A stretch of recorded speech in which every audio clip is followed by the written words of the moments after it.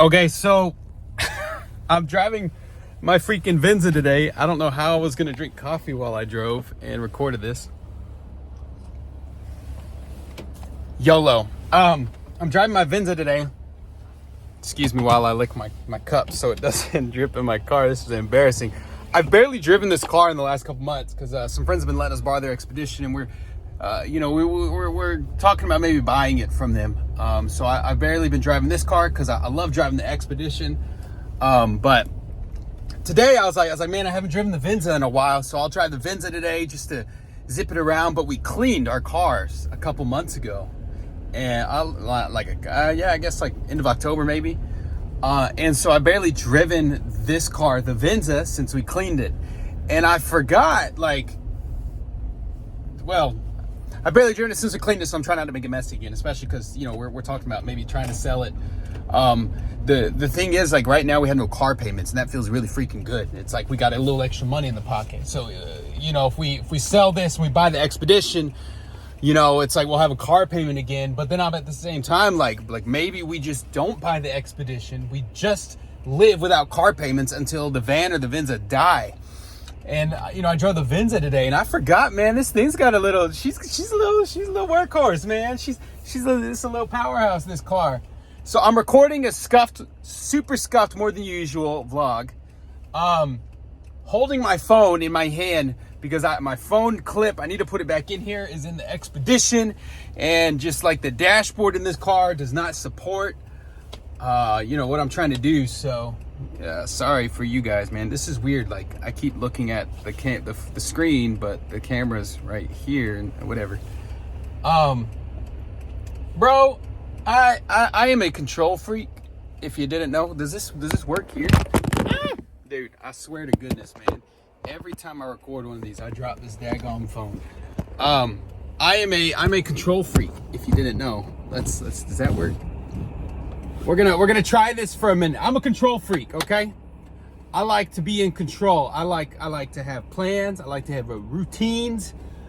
I like to know what's going on. I guarantee you my phone is gonna slide across the dash when I make this right turn out of work in just a second. 5, 4, 3, 2. No, I can't do it, man. These cars are coming too fast.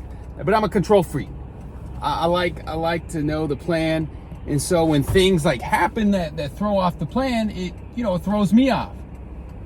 But one of the things that I'm trying to really, like, I teach it, I preach it, I share it, I encourage people to do it. It's like, there are certain things in life, golly, dude, sorry, man, this is so scuffed. There's certain things in life that you can't control. And by certain things, there's a lot of things in life that you can't control. Oh, it's blurry. My beard looks phenomenal today. It's so big, man. I got this thick gray hair in there. There are a lot of things in life that you can't control. And you can't control other people. You can't control their responses. You can't control their actions, their reactions, but you can control how you communicate. And I think it's like a double-edged sword, because sometimes you can communicate something really well and it'll be received really poorly. But there are other times where you communicate something terribly and it's received terribly. And then there's other times you communicate something terribly, but somehow they get it. And somehow they're like in step with you. Or, you like finish each other's sandwiches, and that's pretty cool. But I just been thinking about like my need, not need. I don't know. I'm okay relinquishing control. I'm the kind of person where once I have an idea or a plan, like, I'm so fixated on that plan or that idea, and I've already thought it through, what I feel is thoroughly, and I seek input on things sometimes. I'll get input from other people. I believe very much in having like wise counsel and having people that you can ask questions of, run things by, get their input. You don't have to, and that's the thing I communicate with people. It's like, I welcome your input. I just need to be clear with you that just because you voice your opinion, like, that doesn't necessarily mean I'm gonna go along with what you say. I value your input, I value your feedback, but at the end of the day, especially if it's a decision I have to make, at the end of the day, I am accountable for that decision. And you could tell me right now that on this road where the speed limit's 50, that I should stare down at my phone and drive 75, And that's great and all, but that's crappy feedback. And I'm accountable for my actions and my decisions at the end of the day. And so I just, man, I've been thinking so much on this whole idea of like being and needing to be in control, because it just, good gosh, baby, it feels good to be in control, you know? And I try not to like overstep if possible. I try not to like railroad people, because I understand that I can also do that. On the disc, I'm a dominant influence. That's like my DI. I'm a DI for the disc, if that means anything to you. I'm an Enneagram type 5, if that means anything to you. If you read Patrick Lencioni, 6 Types of Working Genius, I'm an inventor, and I have the gift of inventing and discernment.